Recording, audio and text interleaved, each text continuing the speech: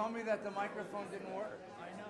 The reason And I passed it around. You saw me pass it around. No, I can't yell at you for that, but it's I can never. yell at you for other You're my things. pediatrician. You never yell. No, seriously. It's got to make sure they have it turned on. I have it turned on, yeah. And also that they hold it. Hold it right up there now. Yeah. Okay. Okay. We'll try that again. Okay. Thank you. And then the podcast. Yeah, I'm working on that. That's it. I know you don't have anything to do. Gelman, good morning. How are you? Thank you. How are you? Welcome home. Thank you. It's been an interesting Rosh Hashanah without you. I needed you. I wrote to you. Yeah. This is the final word. I read it. It was beautiful. Oh, this is the other one. The Swiveling Menorah. I read that. That's the thing. Nelson Glick taught you that. What a mind. Ooh. I thought it was. It wasn't true, but No. it was his I thought it sounded good enough to me. to me too. Really? He won World War II, you know. No, he did. The Battle of El Alamein. Yeah. He marked all the well. All right. We're going to do Jonah today, okay? Whatever you Say for Jonah. Good morning, everyone. Shabbat Shalom. Thanks for coming back. It's good to see you all. Shabbat Shalom. Shabbat Shalom. Shana Tova. I've had an interesting week. How about you?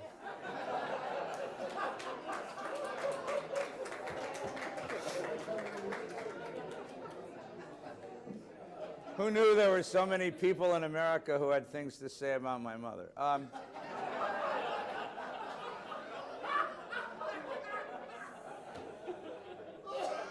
We will have a moment later after the holidays close to have a conversation about the sermons, and if anybody wants to come, you had to listen, I got to talk. This time I will listen and you'll talk. We'll have a moment to do that, so if anybody has responses, comments, interpretations, counter sermons, it will be my pleasure to listen to those. But today we're going to put all that away, and we're going to do Torah, and I really appreciate everybody being here. The Torah, this is Shabbat Shuvah. Oh, first of all, some announcements. So today's Shabbos, that's all you need to know. Today's Shabbos Shuvah. It's the Shabbos of the 10 days where we do introspection. The holiday begins, Yom Kippur begins on Tuesday night.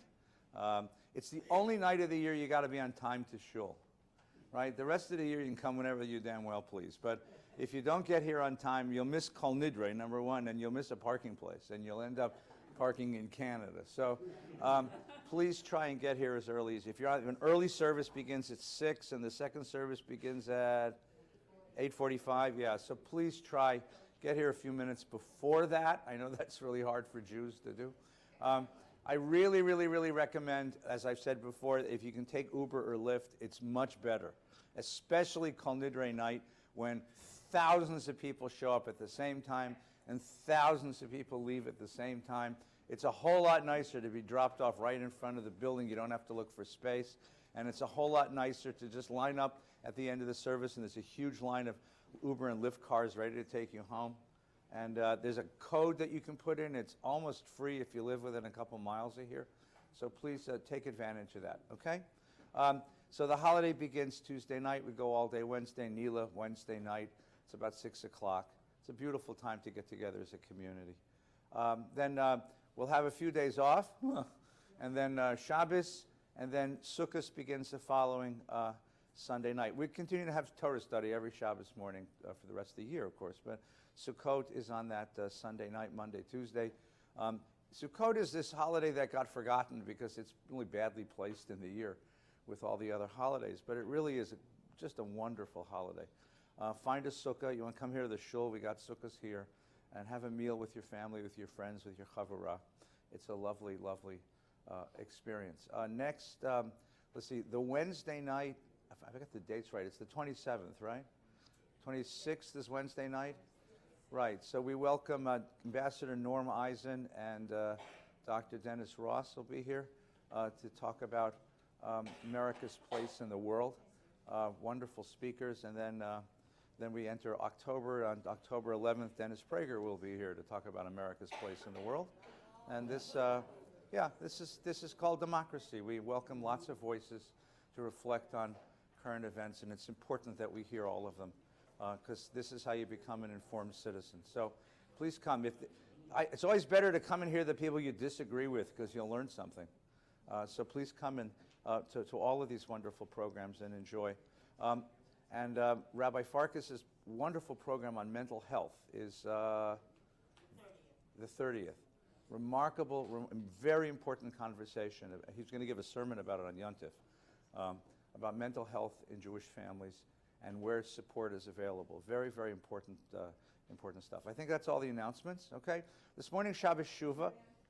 What? Oh, Parsha group after shul today. Right. There's no lunch today because there's no place to put it. Except for the Parsha group. So you have to study Torah if you want to eat. Okay, Jude. So we send you home a little bit early today to go home and have lunch. Shabbat Shuvah is the Shabbos that is sort of the highlight of these 10 days. And then comes Yom Kippur, which is the most powerful day of the year. And there's 2 scriptural readings done on Yom Kippur, which we tend to push over because we get through them so quickly. So I want to come back and look at them very carefully. The morning Haftorah, of course, is Isaiah 58, and the afternoon Haftorah is the book of Jonah, and that's where I'd like to start today. So if you happen to have the red book, it's either in the red book and it's in the Machzor. So either way, you'll find the text, okay? So in the red Chumash, it's on page 1247, okay? And if you can't find a red Chumash, is there a Machzor in front of you there? No. No? Then look, find page 1247. It's Sefer Yonah, okay? Okay? All right, if you don't have it, I'm going to read it out loud, so you're going to have to hear it anyway. Okay? This is read at Mincha in the afternoon service of Yom Kippur. So I think the tradition did that very intentionally.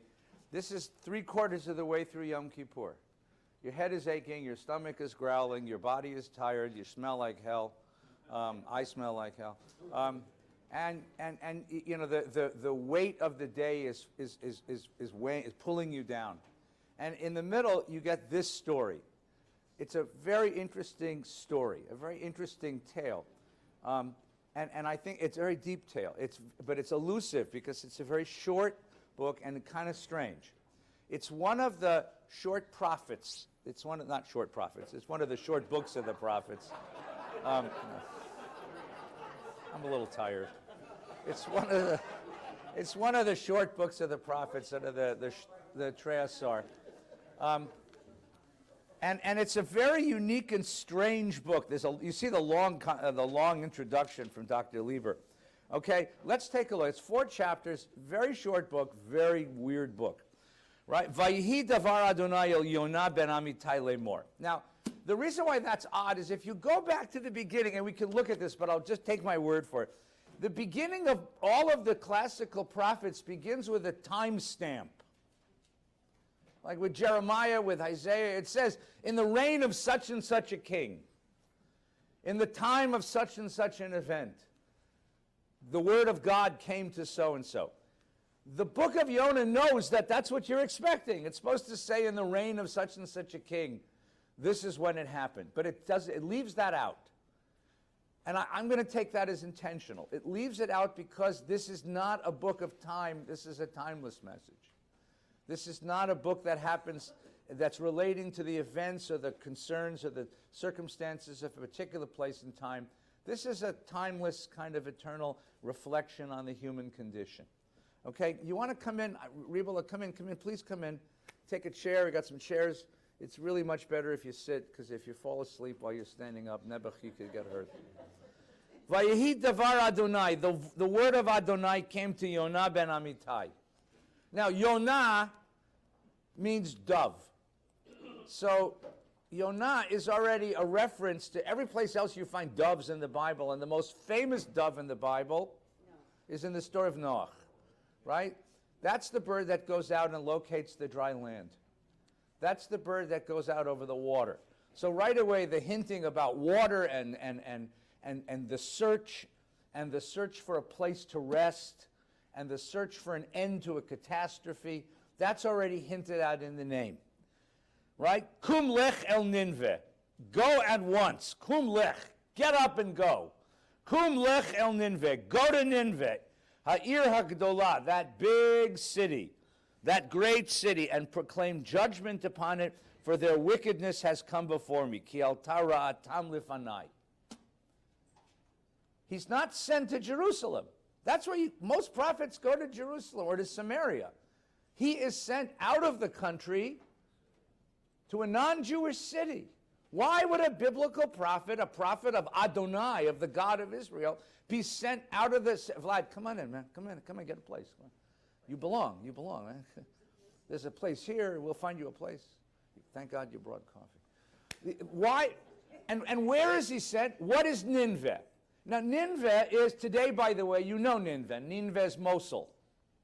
It's a city in northern Iraq. What was Nineveh? Nineveh was the capital of the Assyrian Empire. Assyria is called Ashur. The Assyrian Empire was the first great Mesopotamian empire.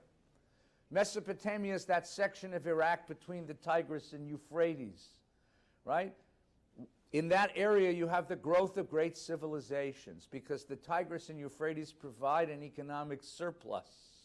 In order to have culture, civilization, you have to have surplus. You have to have enough food to pay an artist to paint pictures. You have to have enough food to paint a writer to write epics. You have to have enough food to create culture. Not only can you create culture, you can create armies. Ashur, Assyria, the world's first global empire. And the emperor of Ashur, the emperor of Assyria, wants to control the world. And the world at that point is the nexus between Mesopotamia and Egypt. So in order to control the world, you have to control the highway between Mesopotamia and Egypt. So he starts moving northward through Syria and then southward down the coast toward Egypt. Why is that important to us? Because the place God put us in the world was right on the highway. We live on the highway between the two great empires, which is why Israelite culture and religion reflects the ideas, and in some ways denies the ideas, is a polemic against the ideas of Assyria, of Mesopotamia and Egypt. But we live on the highway. In other words, we live at ground zero. Of all the places for God to put us in the world, he put us in the world's most dangerous neighborhood. Forever. I mean, it's not just today. Even then, the world's most dangerous neighborhood. So the Assyrian Empire comes down the coast and they encircle the northern Israelite capital of Samaria. And they give terms, but the king of Samaria thinks he can repel these people. And he gathers up a coalition of all the small city-states in the area, and he goes to war because he thinks he's dealing with a conventional enemy. And what he doesn't know is the imperial power of Assyria is power on a scale that he can't imagine. And Assyria destroys Samaria. It destroys the northern kingdom of Israel in the year 722. Takes away all of the leading citizens of that area back to the imperial capital. In those days, when you pacified a land, the way you did it was by taking away the leaders. The commerce leaders, the thought leaders, the political leaders back to the empire capital, and you settled them there on the theory that separated from your land, separated from your language, separated from your culture, you will assimilate into the empire. And so it was. That's the 10 lost tribes. The 10 lost tribes of Israel did not end up in Utah, okay? I'm sorry. I wish they had, but they did not end up, I mean, there's all these theories about where they are. They were taken back to the capital of Assyria. They're in Boca. They're in Boca, right? It was the other coast. Wearing the uniform of white polyester pants and With a guy on a polo bone-colored slip-on shoes, eating like all Jews play polo. polo, right? Eating the early bird special at 4:30 at Wolfie's, right? And putting the onion rolls in your purse. That's right. That's the whole point of going. It is organized mass theft. As our beloved custom. Amen. Amen. Right? Amen. Right? See, I knew you hadn't laughed for 10 days. It's been rough, Gelman. I miss you. I tell you, I miss you. So I said take the safe course. I know. Talk about Trump. Yeah.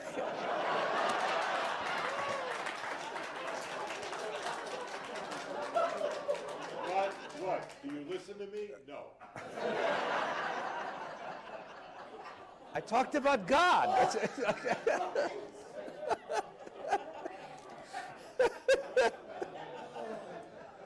Hillel, you can elbow him. He's about 14 inches to your right. So anytime you want, you just. I know. He's my buddy. Nineveh, thanks. Nineveh is the capital of that empire. Nineveh is the empire that destroyed the northern kingdom. Then the Assyrians came south. They encircled the city of Jerusalem. They robbed it of all of its treasures, and they were about to destroy it when there was a coup d'etat back in Nineveh, back in the capital. And the king, or the emperor, who was running the battle, needed to go back and reclaim his throne. And that's why Jerusalem survived that time, and survived for another 140 years until it was destroyed by the Babylonians, who supplanted the Assyrians in the next couple of generations. So who is Nineveh? Nineveh's the destroyer. I mean, Nineveh is Berlin. I mean, Nineveh is the heart of darkness. These are the people who destroyed us. And only barely did we survive, only by coincidence. I mean, we believe that God saved us, but only by this terrible, slim moment did we survive. Nineveh is the heart of darkness. And the prophet Jonah is told, the heart of darkness is full of wickedness, go save them. What do you suppose his first thought was? Why would I want to save them? What, they should go rot in hell. Let them die. Of course they're wicked. They've destroyed, and you understand that this is the first global empire. Globalism wasn't born in the 21st century. It was born in the 7th, 8th century BCE. The Assyrians conquered all the small cities along the way and assimilated their populations into the empire. It destroyed all these cultures of the ancient East. So and the one culture that survived was ours. We're the only people that survived these guys. So what happens? Jonah's told, go rescue them. And his first thought has got to be, are you kidding me? No. Why would I want to rescue them? Let them rot. Let them rot. Why would I want, and you can understand this on many levels. One is a moralistic level, which is, they are evil, God. They deserve your wrath. You could understand this on a nationalist level. They destroyed my people. They ruined my people. You don't forgive people like this. My mother never forgave Germany. Right? My brother made a killing in the mortgage market once and bought himself a BMW and drove it home Friday afternoon. We all got finished. My brother shows my mother, I bought this beautiful new car. And my mother said, I'll never ride in that car. And he said, Mom, it's a beautiful car. Come on, get over it. And my mother said, it's a BMW. My brother said, it's made in Kentucky, for God's sakes. Right? No German has ever touched this thing. It's made by Southern guys. What? Well, Turks in Germany, but this one was made in Kentucky, Epis, right? You know? And she said, I will never, ever forgive these people. I remember I had bar mitzvah gifts. Somebody gave me some sort of a thing, a bar mitzvah gift. And she looked at it and said, it's made in Germany, throw it out. I said, Mom, it's a gift. No, it won't be in my house. Right? Put it in the garage. Right? I mean, people touched by the evil of the world and say, I'll never forgive. Jonah, a nationalist, says, I'll never forgive. I'll never forgive. All right, that's another way to look at him. That's another way to look at him. So what does he do? Take a look with me. We good so far? What does he do? Vayakom Yonah. He gets up. God said, kum. God said, get up. So Jonah got up. But instead of going to up, if you're in Jerusalem, Iraq is to the north and east. He goes the other way. Right? Vayakom Yonah livroach Tarshisha. He's going to go to Tarshish. Tarshish is, where's Tarshish? Crete? Lebanon? Is it north or is it Hillel, where's Tarshish? Is it? It's either north. It's either Lebanon or out. Where is it? No. North. So he's going to go the other way. Milfnei Adonai. He's going to run away from God. North Now, entire.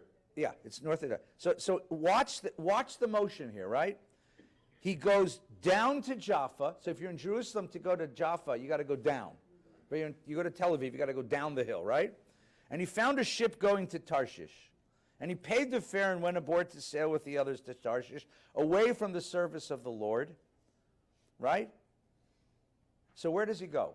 He goes from Jerusalem down to Jaffa, from Jaffa down to the port. From the port, he gets down into a ship, and in the ship, he's going to go down into the hold. You get the picture? Right? God said, go up.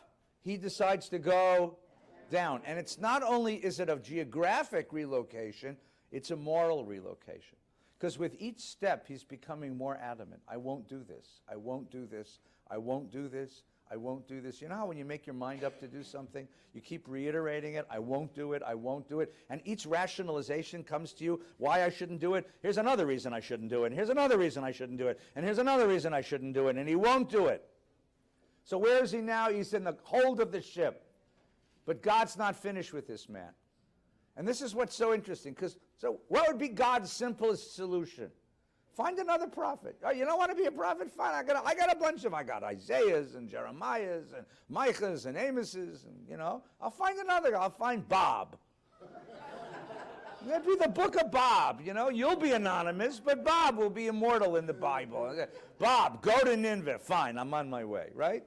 Can I go first class? Can I take coach? I mean, I'm on God's expense account, right? But God says, no, I have to teach this man something. It's now no longer about Nineveh. Now it's about Jonah. This man needs to learn something. What does he need to learn? That's the question. And how does God teach? And does God succeed? And what is God trying to teach us? So what happens? The Lord cast a mighty wind upon the sea. With such a great tempest came upon the sea that the ship was in danger of breaking up, which is a metaphor for the world he lives in. The reason why God wanted him to go is because God perceived that the world was a ship about to break up, that there's a moral emergency in the world, and he needed the prophet to address it. That's why he sent the prophet to Nineveh, because that was the place where the emergency was most acute. And so the ship now becomes a metaphor for the world that he lives in. And now the scene is remarkable. And I got to tell you something. You know how it is that we can tell Jewish jokes, but you don't like non-Jewish Jews telling Jewish jokes? Or an African-American comedian can say things about African-Americans that the rest of us would never say. Or Latino. You can make fun of your own group. You can criticize your own group. You can get into the culture of your own group, but it's not comfortable if somebody else. This is a Jewish book. That's why it's one of the reasons why it's read on Yom Kippur in the afternoon, because no one but a really hardcore Jew is going to be in shul 3 o'clock on Yom Kippur afternoon, right? Right? This is, if this were written by anybody else, you'd say it's anti-Semitic. But it's our critique of ourselves. So look at the scene now. He's on this boat, right? In their fright, the sailors cried out, each to his own god. This is not a Jewish boat. This is not a princess cruise. This is, you ever been on one of those cruises? 2,800 people, and like half of them are Jews. It's a mechayah, right? And they're the ones with the onion rolls in their pocketbooks. That's how you know, by the way. That's how But it's silly on a ship where you're going to go with. Well, no, but it's not even that. It's the you get the wonderful, this international crew trying to explain in simple English, madam, you can have as much as you want. The buffet is open 24 hours a day. Bring me some more rolls. I've seen it. Never mind. In their fright, the sailors cry out to each to his own god. Why? To save them. Because they believe that their gods control the circumstances of their lives, right? And they flung the ship's cargo overboard to make it lighter for them. Now it's important, right? First of all, that's what you do to save the ship, but what does that mean they're flinging the cargo overboard? That's how they make their living. Sailors make their living only if they deliver the cargo. You toss the cargo overboard, it means you show up to the port, to the next destination without the cargo, you're not getting paid. They're willing to sacrifice their livelihood to save their lives and to save his. Jonah, meanwhile, had gone down into the hold of the vessel where he lay down and fell asleep. So you have this scene, right? On the deck, here are these guys frantically trying to save this ship, and what's he doing? Napping. The world is coming apart, and this man is napping. The world is destroying itself, and this man is napping. And he is the representative of the God of the universe.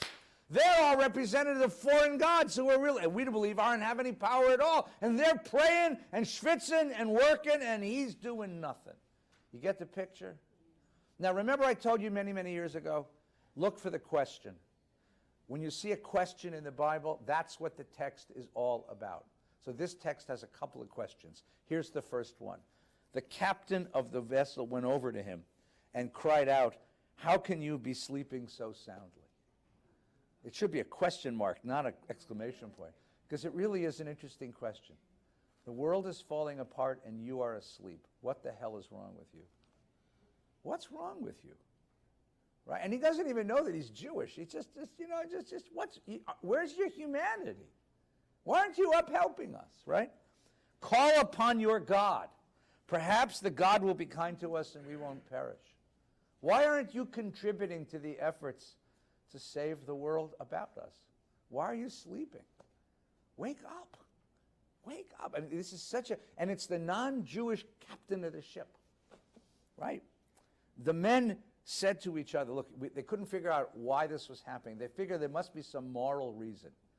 There's a moral reason for this. This is not just prevailing weather patterns, right? There's a moral reason for this. Let us cast lots and find out on whose account this misfortune has come upon us. So they cast lots, and the lot fell on Jonah. Right? And they said to him, "Tell us, you who have brought this misfortune on us, what is your business? Where have you come from? What is your country? Of what people are you?" Which is, again, an amazing question. Who the hell are you? Why is the world like this? What is your role in all of this? And he says to them, I am Hebrew. Whenever Jewish people identify themselves to non-Jews in the Bible, it's Ivri, right? I'm an Ivri. I'm a Hebrew. I worship the Lord God, the God of heaven who made both sea and land. The men were greatly terrified, right? I mean, your God created the sea and the land. What have you done? What have you done to anger your God? Right? And the men learned that he was fleeing from the service of the Lord. He confessed it. I don't want to do what God wants me to do. I don't want to be God's guy in the world. I don't want this responsibility. I don't want this task. I don't agree with it. I'm a conscientious objector from God's law. And he told them. And they said to him, what must we do to make the sea calm? What can we do to save our lives? For the sea was growing more and more stormy, and he said to them, heave me overboard, and the sea will come down. For I know that this terrible storm has come to you on my account. Now, it's an interesting thing. Heave me overboard. What could he have said? I'll jump. But he's such a passive character who refuses to take responsibility for anything. There's no action in him. It's, you got to heave me overboard. Now, what's their moral dilemma? Sailors have a code. What is the sailor's code? Protect your passenger at all costs. Right? Protect your passenger at all costs.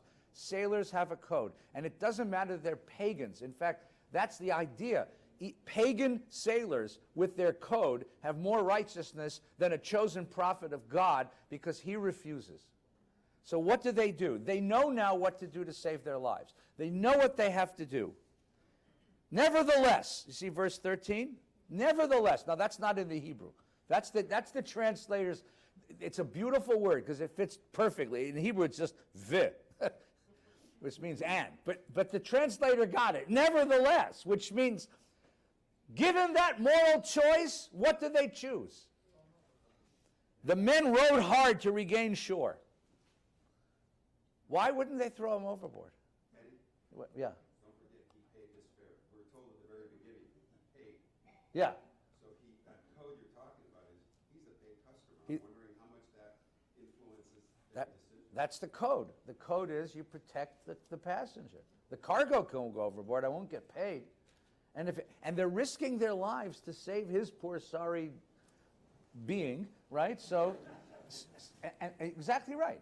They're protecting him. Now, look at the dilemma here. Look at the dilemma. Jonah was told, go to Nineveh and save them, and he didn't want to go. Why? And if I can put this in vernacular, because they're a bunch of immoral goyim, they don't deserve God's mercy. They don't deserve to be saved. I make the judgment that they don't deserve to be saved. I have no human solidarity with that city. They don't matter in my moral universe. They have no place in my moral universe. Says Jonah, I won't go save them. And the sailors, they're all non-Jews.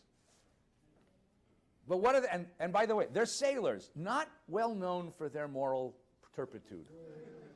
Right? I mean, no one writes stories about righteous sailors except maybe Melville, right?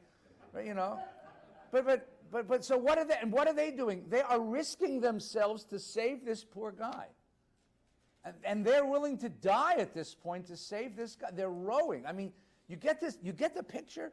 He won't go save Nineveh. They will try to save him. What's wrong with you Jews? Where is your morality? Where is your concern for the world? I mean, one of the ways to understand Jonah is that he's a chauvinist. I mean, he's a nationalist. He said, I don't need the outside world. Let him drop dead. Like, let him, who needs them? And yet, now he finds out we're all on the same boat. We are all on the same boat, and it's a stormy night, and the sailors are willing to kill themselves to save him. What's happened to us? This is the Yom Kippur afternoon finger pointing. The Bible's pointing to us. What's happened to us? Where is our morality? Where is our sense of responsibility for the world? You remember Abraham was told, the families of the earth will be blessed by you, by your presence in the world. He's not a blessing, he's a curse. This is a hell of an accusation to the Jewish people. So how did he become a prophet? That's a damn good question. It turns out that there's not a test, right? It turns out that it's not a just choice. It's not based on your right, apparently, because you'd imagine that he'd be a more righteous fellow, right? But that's the point. This is called the education of Jonah. The story is no longer about saving Nineveh. The story is about educating Jonah. That's the point. Michael. It seems to me that the part about him going to sleep in a ship Yeah. and this part here are parallel events. Right. They're in sync with each other because it's as if saying, if I go down into the ship and I go to sleep, I can ignore the world breaking up around me, and I have nothing to do with it, and why should I even care? It's not my problem. It's not my problem. And then at this point, it's like, you need to throw me overboard. I can't do it myself. Right. You're going to have to take that responsibility because I will not take that responsibility. I take no moral responsibility. I have no moral agency. And this follows, I don't want to bring this up again, but. Oh, no, please. No, please. It follows your sermon. Oh, no. Thank you, Michael. That's I didn't say it, Mike. He said it. All right. All right. No. Don't go. They realize they can't save themselves.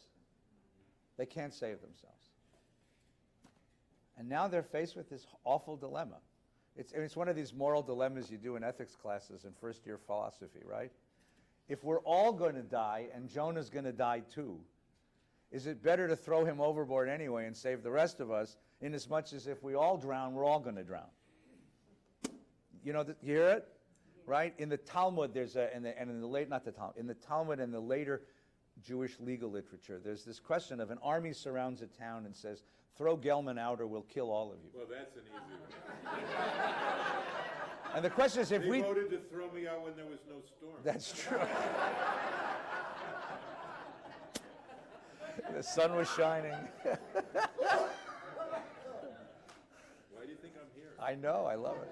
I escaped. It's a dilemma. Do you defend your humanity by defending that guy, and let he'll be killed anyway in the end, Or do you save everybody by sacrificing him? And then the Talmud asks the question, well, what if he's a criminal?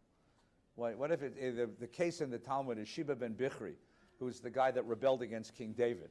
So if it's Sheba ben Bichri and the guy's already a criminal and he's already liable for death, you're allowed to throw him out of the town. But if it's just one innocent person, you're not allowed to throw him out of it. There's a really interesting question. So the sailors come to the conclusion that, look, he's going to die anyway. He's confessed to the crime. Let's do this. But they're still not whole with it. They're still not okay with it.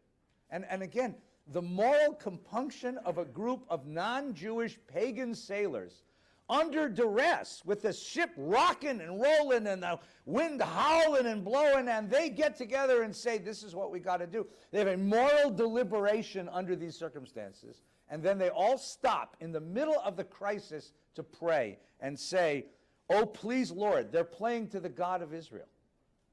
So the tradition says they converted, but they didn't convert. That's the point. They're pagans. But they recognize this is a God of morality. Please do not let us perish on account of this man's life. Do not hold us guilty of killing an innocent man. And they pick him up. For you, O Lord, by your will have brought this about. And they heaved Jonah overboard, and the storm stopped. Douglas. In economics, there's a concept called Pareto optimal efficiency. Okay. Which means Wait, we should give you the microphone. This is our new gift from Dr. Bob. And last week it didn't work because everybody held it. You got to hold it right up like this. Okay, there you go. in economics, there's a concept called Pareto optimal efficiency. No, it's not this kind of mic. It's connected to the system. In that universe, Yeah. efficiency is defined as somebody being better off and nobody being worse off. Yeah. And so when they throw him overboard, they are better off, and he's no worse off because he would have died if he stayed. Another form of efficiency, when you sit there and say that there's a gainer that outgains a loser, Right. that somebody's better but somebody has lost something, Right. that involves normative values about whether those gains are worth what the other person has lost. Right. So this is actually efficient to throw him overboard. Yeah, and what's amazing is they're having this deliberation on a heaving, rocking ship in the middle of a hurricane, and they're sailors. And they all speak different languages. And yet, they stop, and they have this sort of Sanhedrin, this sort of moral conversation, right? And you get this image of, and this is, and it's such an indictment, because the Jew is the guy who's like giving them all the tsuras, right? And the non-Jews it's a really interesting, and this is Yom Kippur afternoon, and your head hurts, so you have some sense of what they're going through, right? Like, don't ask me a moral question 3 o'clock Yom Kippur afternoon. That's why Janice gives her speech then, because she's the only one who can think clearly at that time of the day, right? No, it's true. I mean, you're the only clear thinker in the whole community at that moment of the day. Pass this down to Sherry. Thanks. Here you go. You're reading Jonah as a condemnation of the Jewish people. An indictment, An indictment. And I actually think there's another reading Please. of him being the archetype of a complete loss of hope. That we are a people that we're at ground zero. We're just done. Okay. And so much so that the world can be storming and we go to sleep. Like we're in that kind of depression. And then you look at Jonah more from a place of compassion as opposed to condemnation. Okay, all right. It's just another reading. A person who has completely lost moral agency because he's lost all of his hope that anything can get fixed. A sort of despairing of the world, a giving up on the world, a sort of a case of moral resignation. Okay, good. I'll accept that. That's an interpretation. The good thing about, it's very important. The important thing about biblical books in general, and specifically the short ones, like Ruth, and Ecclesiastes is longer, but Ruth is a short one, Jonah is a short one, Amos is that they lead to many, many different interpretations. I mean, it's written in such a way that there's room for multiple interpretations, and you can read it on many levels at the same time. Please. My question is how God chooses the prophet. Yeah, that was the question that was asked over here, and it's a wonderful question, and I have no idea. I mean, he knows the I character. think you have to look at it this way, okay? So if you're looking at it from God's point of view and say, how does God choose prophets? I don't know. Now the question is, this is a story, and what is the story telling me? And the story is telling me that Jonah is not a morally extraordinary man. In fact, he's a deeply flawed man.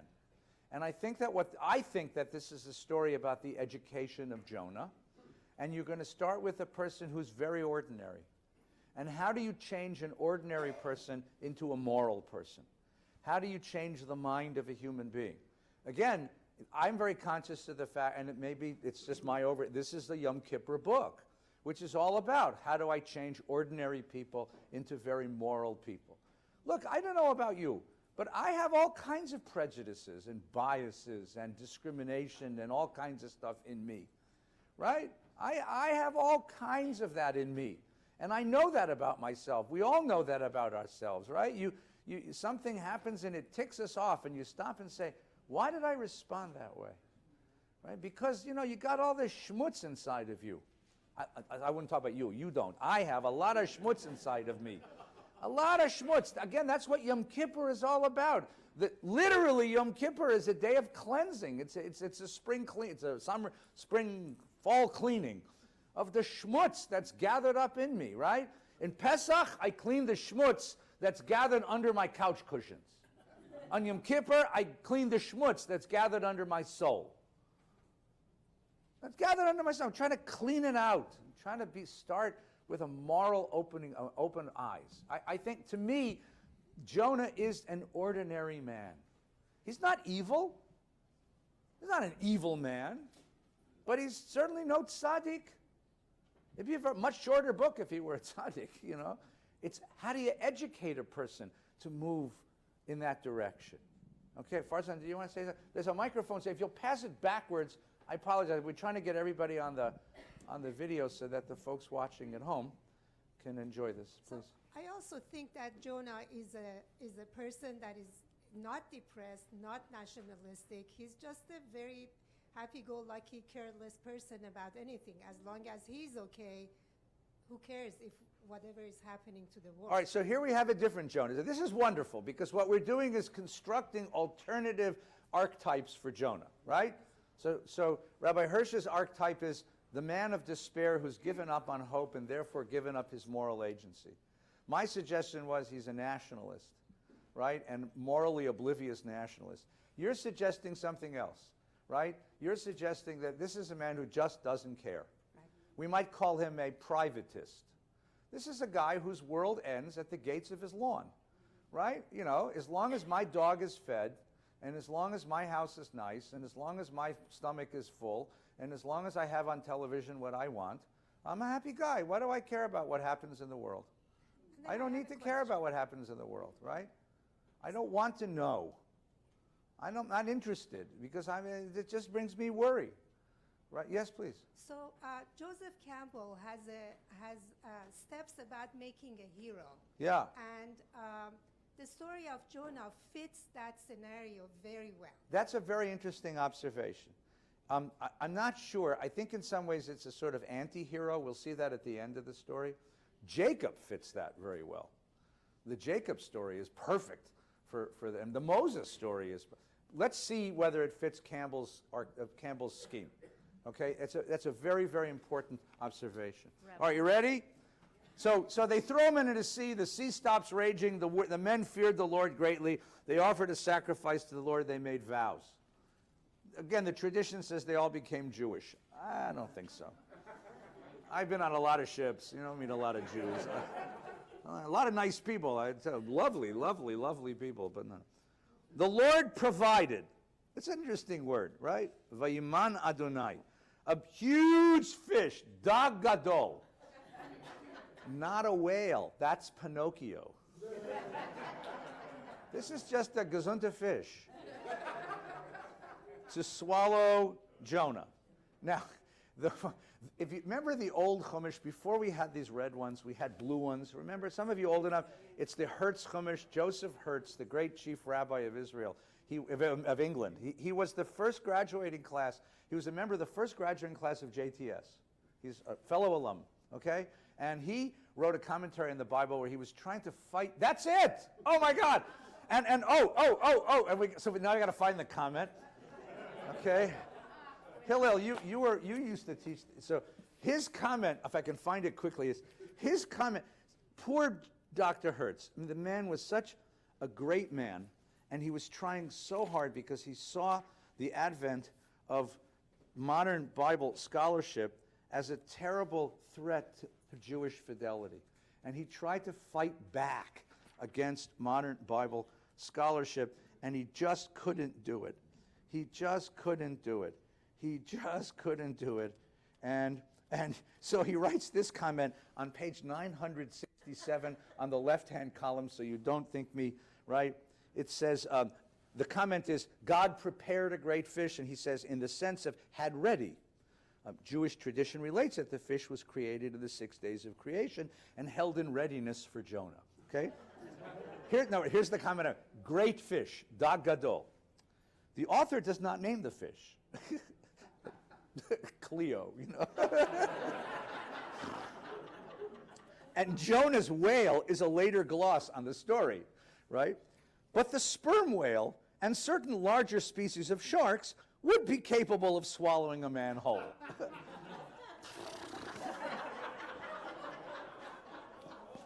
When I read that, I said, this poor man, stuck in his literal, even the Talmud says, come on, this is a parable, right? Because where does the fish take him? Where does the fish take him? No, that would be great if the fish took him to Nineveh. Where does a fish live? At the bottom of the sea. He was told, go up to Nineveh. He went down to Jaffa, down to the port, down to the ship, down into the hold, down into sleep. He fell asleep. And so God says, you want to go down? I'll take you all the way down. I'll take you to the bottom of the sea. I will take you to the place in the world geographically, metaphorically, as far away from God as you can get. You want to be there? I'll take you there. Now, anyone ever been inside a fish? Can you imagine what it's like? No. What is it like? What is it like? It smells bad. It's dark. It's gooey. It's wet. What does that represent? The womb. Gooey, dark, wet. Smells funny. Could be a womb, which means this is what kind of experience? This is a rebirthing experience. All right, let's go to another one. What else could it be? It could be a grave. Not gooey, but dark and wet and dark and bottom and far. It could be a place of death. And the question is this his grave or is this his womb? Is this God's way of putting him out, of taking him out? Or is this God's way of rebirthing the man? Now, one more thing before we're not. The psalm here is derivative. It's taken from. It's actually a collation of lines, a collage of lines taken from other psalms in the Bible, to show that Jonah had a religious awakening. Wait a minute, not a religious awakening. Come on. He's sitting down there in this smelly, dark, warm, moist, yucky place, right? Let's go through his thoughts for just a minute, for just a second. What's the first set of thoughts that come his way? Just let me die. Poor me. Self-pity, okay? Self-pity. Poor me. All this crap happens to me. Can you believe this? I was minding my own business when this God comes into my life. What is going to happen? This is so... Poor me. Anybody know anybody like that? Anybody know anybody like that?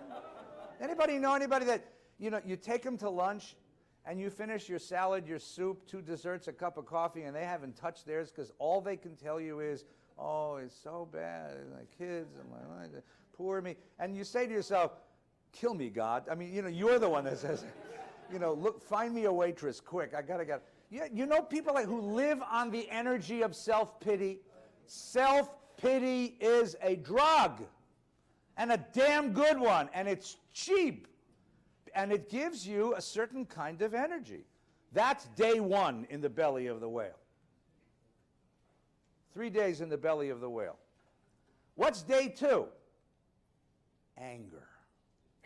You know anybody who's angry at everybody.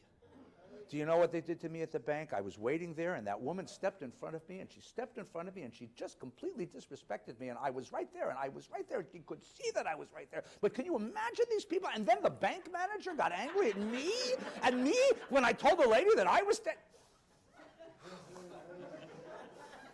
You need a weekend come. No.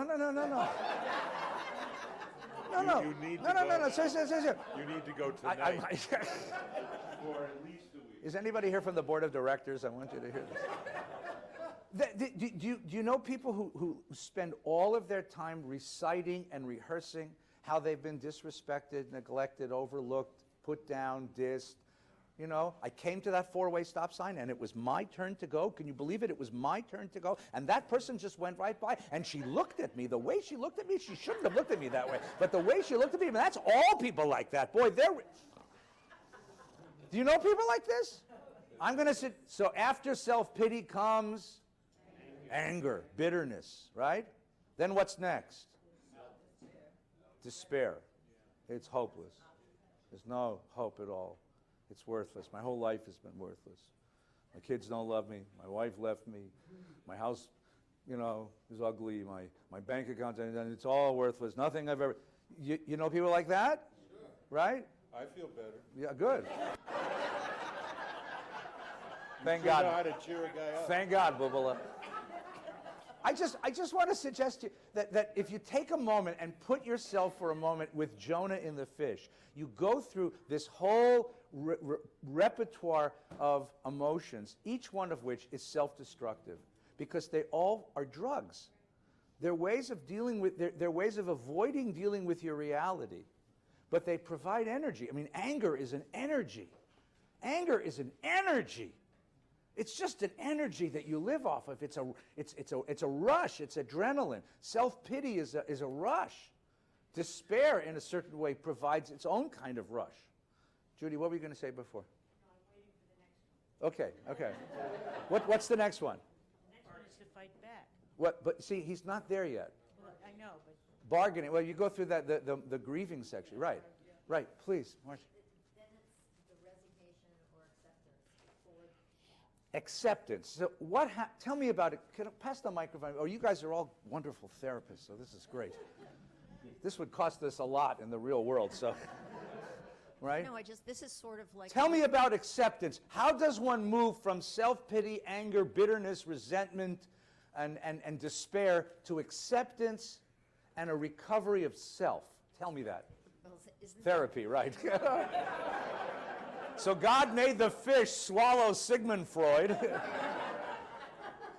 this is following almost the Elizabeth Kubler-Ross on Death Yes, and Dying, the same yes, levels. yeah. And at a point, you have to get to where you're comforted. You have to reach some semblance that you're not getting anywhere. That's the question.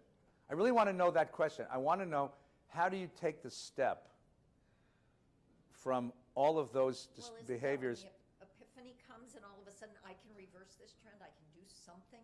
Yeah. Does it come as an epiphany? Does it come as a decision? Kubler-Ross said it's an act of will. It's a decision. It's when you say, enough of this, Shuvah's over, I'm going back to the world. Right? That's why you get Shuvah. You get 7 days of Shuvah. It's not that, you have to sit 7 days of Shuvah. People ask me, like, how long do I have to sit? You can sit as long as you want. You can't sit more than 7. The purpose of Shuvah isn't just to give you the days to mourn. It's to tell you that there's a limit. You can't sit 10 days of Shuvah. You can't sit 10 years of Shuvah. I know people that sit 10 years of Shuvah. People who are devastated by loss, devastated, and they can't break out of. They can't break out of it because it's just, and it just destroys their lives.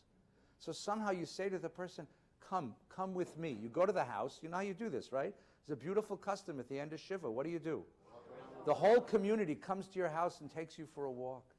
And then you have a meal together. It's a beautiful thing. It's the community says to you, we know you're still hurting. We know that you're still stuck in this. We know that it's so hard. Please come with us back to the world of life. And somehow, you begin to feel again. Pass the mic over to David, please. Marcia, thank you. David. I think there's another implied lesson in this story, which has to do with the consequences of the failure to follow instructions. Okay, good. And I think that great leadership, there's a prerequisite for great leadership, which is in order to lead, one must learn how to follow first. Ooh. Because if you look at the little ducks, the ducklings that Yeah, yeah. Conrad Lorenz studied, and he came up with the concept of imprinting, and the ducks will follow anything. Right. A person, a cow, a dog, a cat, thinking that it's its mother. Right. Well, the whale became the leader here Uh-huh. that was put there, or however you want to interpret it. But I think that we're seeing a failure of leadership in Yeah. this country. Okay. Because the prerequisite. No, I just want to say one thing. It's really. I'm trying to do Bible. It's really important. I gotta go. No. Go ahead, It's go really ahead. I'm important. totally depressed now. I No, know. and I'll save you in a minute, I promise. I think there's a real fundamental thing that every child understands, which is how to follow the leader. Okay. Okay. And that's the prerequisite to get to the top. You have to start at the bottom. Okay. Learn how to follow, right? Jonah failed to follow instructions. And now he has to start again. Well, He we're also looking at- discovers just how vulnerable he is. He discovers that he is dependent. He's vulnerable. He's not alone in the world. The privatist who says, or the egotist who says, I'm in this by myself, soon discovers that he's only where he is because a lot of people made sacrifices to get him there. Jonah discovers that he's not alone in the world.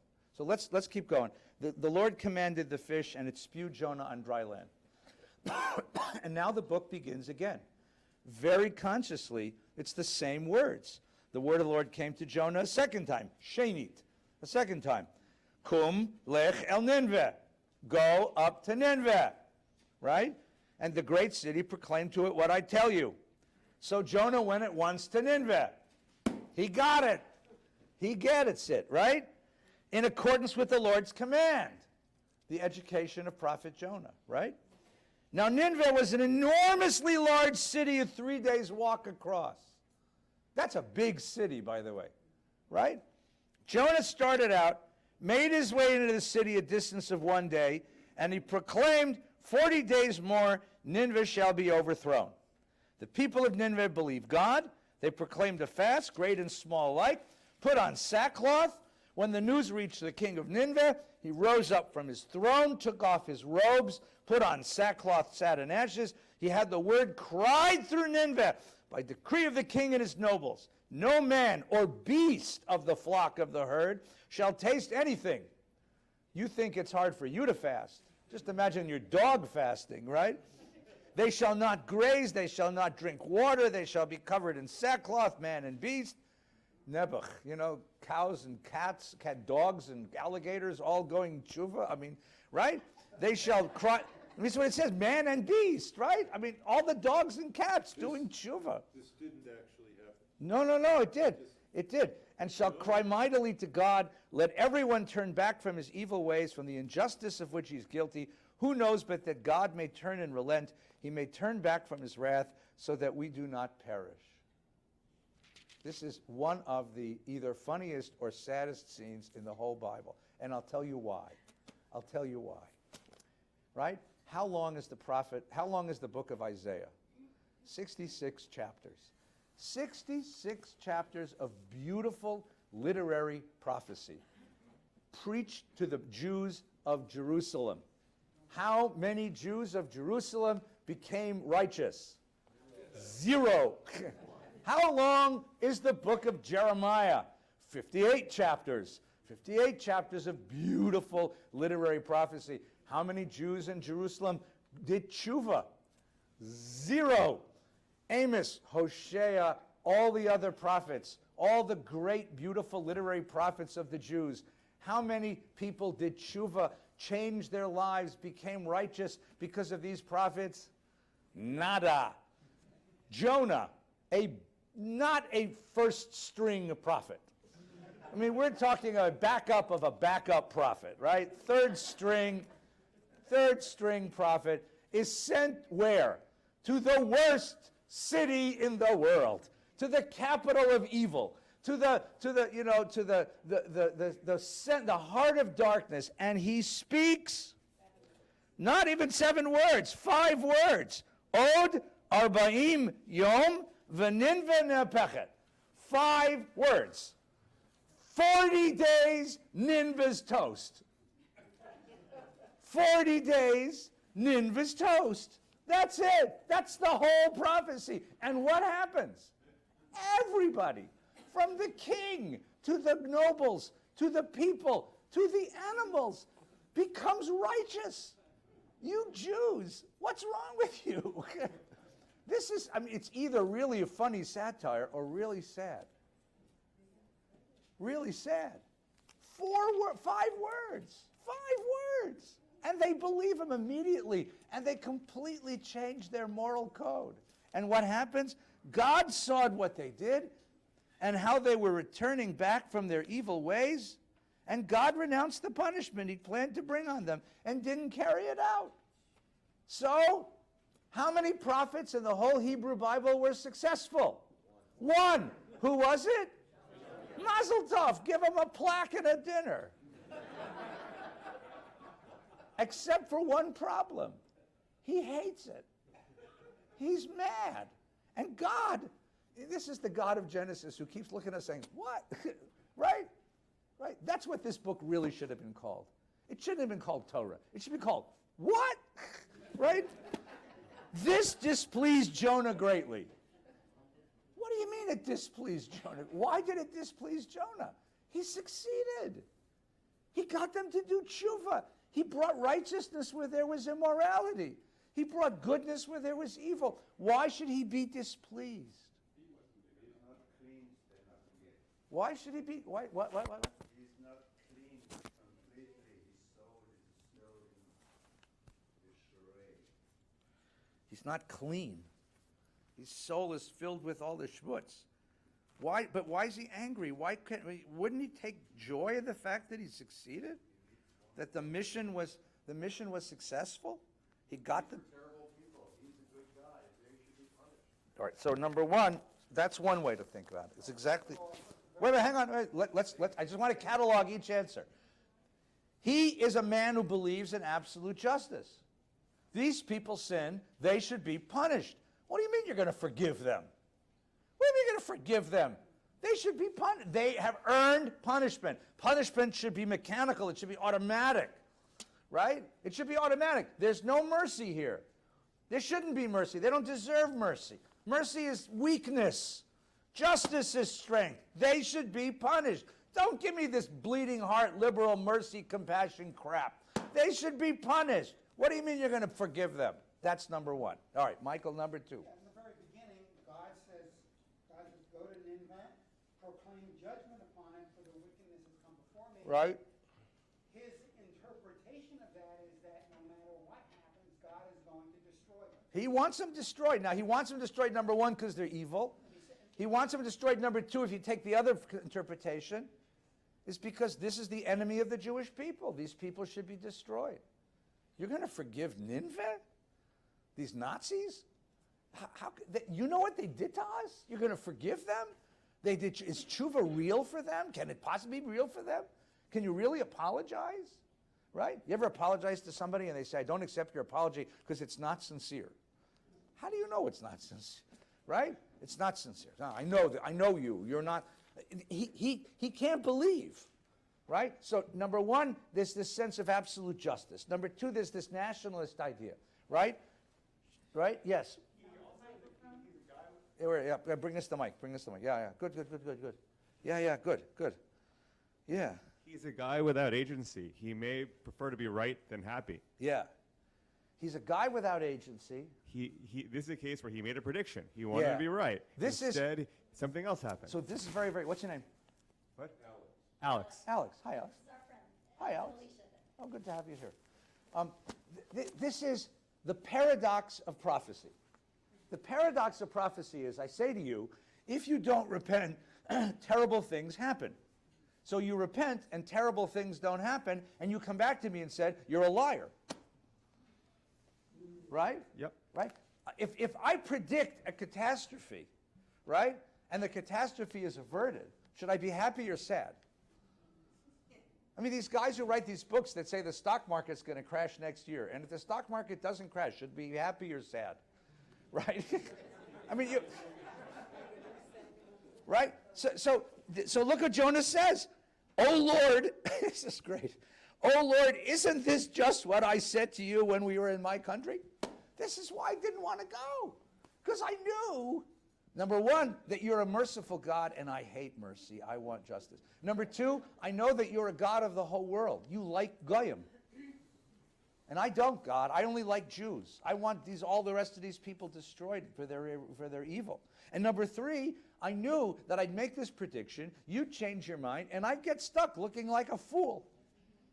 I'd get stuck with 50,000 copies of The Great Crash of 2017, right? I mean, right? What? This is why I fled to Tarshish. I didn't want to be put in this position. For I know that you are a compassionate, gracious God, slow to anger, abounding in kindness, renouncing punishment. Now, that is such a great... Where do we know those words from? That's God's identification to Moshe in the book of Bamidbar, right? Right? In the book of Shemot. When God pronounces himself at the end of the book of Shemot, he says, Adonai, Adonai, Rachum v'chanun. And we recite it over and over again on Yom Kippur because we're reminding God that he's a God of mercy and compassion, right? And when we recite it, we're praying, God, please be a God of mercy and compassion. Here, the exact same words are said in irony. I hate you because you're a God of mercy and compassion. You're slow to anger and you forgive. I can't stand that about you. And what do you get the picture of Jonah? What kind of man can't stand divine mercy? A very small man. A very small man. A man who has no mercy, has no sense of connection to humanity, no sense of agency, no sense of responsibility. A very small man. A very angry, vindictive man. And then he says, I know you want to talk, but I got to get through this because we got to get, Yom Kippur is coming. Go till 2. Please, Lord, take my life. You know, there's this horrible thing called suicide by cop. This is suicide by prayer. No, seriously. What does he say? Kill me. I'd rather be dead than wrong. I'd rather be dead than walk the world. And people will say, oh, that's that fool that made that prediction. It never came true. Or worse, I'd rather be dead than people say, he's the guy that saved Nineveh. He's the guy that spared Nineveh. When they deserved punishment, he's the schnook that gave them mercy. I'd rather be dead than walk around and have betrayed the rage my people feels at our enemy, or the rage I feel that they're unrighteous. I'd rather be dead than walk around and be the guy who gave the prediction and was right. I don't want to live in this world anymore. I'm ashamed of me. Kill me, God. And God, this is right, the name of the book ought to be called, what? God just doesn't get it. God says, what? And then the next line is the most important line and question to the whole book. The English is not a great translation. The English is, are you greatly grieved? Which means what? Which means, are you that upset? But look at the Hebrew. Can anybody look at the Hebrew with me? The last paragraph. Vayomer Adonai, hahetev chara lach. Ha means it's a question. Hetev comes from the word tov, meaning good. Chara means anger. In this case, chara means anger. Lach, to you. Is this kind of anger good for you? Or better, has anger displaced all the goodness in your soul? Are you a man 100% angry and there's no goodness in your soul? No sense of responsibility or compassion or connection? It's all anger? Are you a man who is burning with such rage that there's nothing left of your soul? And what is God thinking? Is it possible that I created a human being this small, this broken? Did I create a human being this broken? Right? I mean, this is divine despair. 3 o'clock in the afternoon, Yom Kippur. This is God going, ugh, what have I done? What have I done? Is this what human beings end up as? they become so tribal, so vindictive, so mean, so small. Is this the natural teleology, the natural development of the human soul?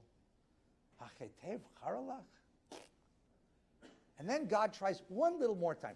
It's like the fish wasn't enough. Let's try one more experiment. And I'm going to warn you now that the book does not end well. I think that the author got to this point in the book and said, what do I do now? I got to think of something. So he creates a little story, and it's bad. And you'll see, by the way, if you just look on the page, everybody look on the page, you see the little poem over to the side where it says number 7? That's not Jonah. That's Micah. In other words, the tradition, when it assigned this as a Haftorah, also felt this book doesn't end right. They had to give it another ending. Yeah, anyone ever watch a director's cut of a movie? And you see, because what happened was that director made a movie, and then the executives in the studio said, no, you can't end that way. Dorothy has to get home. She can't get stuck in a house. E.T. has to get home. He can't get stuck on Earth. Right? Right? You know? The ring has to go in the volcano. You can't have Mordor take over the world. Right? Right? I mean, you know what I mean? You gotta, it's gotta end. Harry Potter has to come out nice and get married and have babies and live happily. I mean, if Harry Potter dies at the end of book 8, right? Millions of children around the world just destroyed. I mean, can you imagine if that happened? Or if better yet, if she just finished it on a page, like T.S. Eliot, just finished it in the middle of a sentence, and nobody knew the ending of the, right? The Sopranos did, right. And everyone goes like, ah! And everybody supplies their own ending, right? So that what the rabbis did is, are we going to write another ending to the book? And they give us this ending. Because the ending's not so good. Jonah had left the city, found a place east of the city, made a booth. Sukkot is coming, guys, make a booth. He sat under it, see what would happen. God provided what is that? A ricinus plant? What is that? Anybody in garden here? A gourd, a bush, epis, right? Which grew over Jonah and provided shade and saved him from discomfort. Jonah was very happy about the plant. He liked the plant. Finally, he likes something. It's the first thing in the whole book he likes, right? He likes a plant. Men like this like house plants, right? Because they're nice to love. They don't argue back, right? But the next day, God provided a worm which attacked the plant, so it withered, and when the sun rose, God provided a sultry east wind, and the sun beat down on Jonah's head, and he became faint, and he begged for death. What can I tell you? I would rather die than live. Yeah, we knew that already. And then God said to Jonah, are you so deeply grieved about the plant? And he said, yeah, I want to die. And God said, you cared about the plant which you didn't work for and which you didn't grow and appeared overnight and perished overnight. And shouldn't I care about Nineveh, a great city in which there are 320,000 people who don't know their right from their left and beasts as well? And it ends on a question. I need to care about the world. You don't care about anything. The ending doesn't, because the analogy doesn't fit well. The ending is perfect. All right, so I want to hear why. Who's got the mic? Alex got the mic? Who's got the mic? Right here. All right, Doug, you want to pass it over to Alex, and then we'll get Rabbi Gilman. Okay. Can I defend Jonah for a moment? Go ahead, please. So Jonah gets asked, hey, I'd like you to go save Nazi Germany. Right. Why don't you go do that? He successfully saves Nazi Germany. He's not thrilled with that. That doesn't seem like an emotionally hard thing to understand. Yeah, I know. Except, what if Nazi Germany did Shuvah? No, seriously. The analogy is, the question is perfect. The question is perfect. The question is, what could Nazi Germany do to earn our tshuva, to earn our respect? I mean, seriously. If Germany, you've been to Germany today, by the way? You've been in Berlin? Everywhere in Berlin, there are these gold plaques on the ground where people were taken away by the Nazis, right? They built a Holocaust memorial in the most expensive real estate, downtown Berlin, right next to the Brandenburg Gate. They have the strongest anti-Semitic laws. They have the strongest, so the question is, what would it take? Your question is a brilliant question. What would it take? And at what point would we be able to say, yep, they did tshuva, right? In a certain way, and again, this is not our politics, so I can talk about it without getting into trouble. and I'm not saying anything about America, seriously. I think part of the reason why Angela Merkel has sponsored the kind of immigration process is because she wants to show the world we've changed. Now, you may say, and I may say, it's not a wise policy because it's dangerous. That's true. But she has other values in mind. And right now, her country is debating that very wildly. Is it the right thing to do? But I think your question is exactly the right question. Rabbi, why do you think this is a good ending to the story? Well, because it's the summation of the most problematic theological idea in the Torah. Okay. And that idea is that goodness is rewarded and evil is punished. Okay. That idea, which Maimonides called hashgacha, inventing a new word, providence, is wrong. And the people who picked Jonah to go into the liturgy included the one rabbi who before Immanuel Kant understood this, and that was Ben Azai. Yeah. His teaching in Pirkei Avot for schar mitzvah mitzvah, the reward of a good deed is the good deed itself. It wouldn't be until Kant that there would be such a pure idea of morality. Okay. What we have in Jonah is the summation of the story of Pharaoh's hardened heart. Yeah. God decides to harden Pharaoh's heart in order that they not repent, and because they didn't repent, he could punish them. God understands, because it's an all-knowing, omniscient being, God understands that this was a very bad idea, teaching people that goodness is rewarded and evil is punished. It's bad because goodness is not rewarded, always, and because evil is not punished. And the minute they see that in their life, the minute reality hits them with that evidence, that undeniable evidence, they will lose their faith. But if there is another way, the way taught by the prophets, and the way supremely taught by Jonah, that the only reason to do good is because of the goodness of the act itself, God can leave the Torah, God can leave the people to understand the way that God has given us, and that way has its own virtue. And the idea that Jonah would be upset is a way of critiquing providence and leaving us with the idea that we should be satisfied, happy, and fulfilled. That perhaps someone with whom we have political objections in this world might have deep in his heart some kind of repentance, and that either way we must continue to do good and believe in mercy. Okay. Nice sermon. That was very good. But who's going to hear it?